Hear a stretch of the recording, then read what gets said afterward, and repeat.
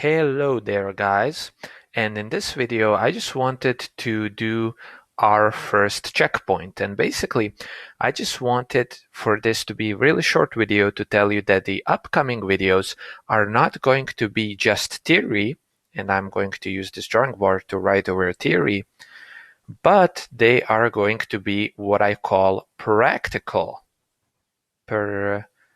A-T-I-C.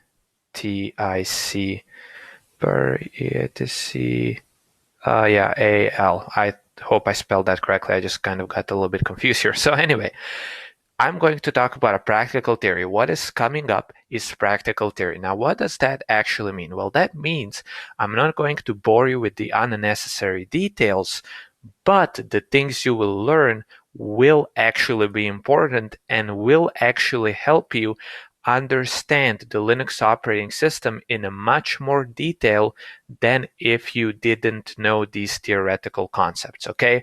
So make sure to watch them, don't skip them, and let me repeat it one more time, don't skip them because otherwise you are missing out, okay? So thank you for watching the video, see you in the next tutorial, and talk soon.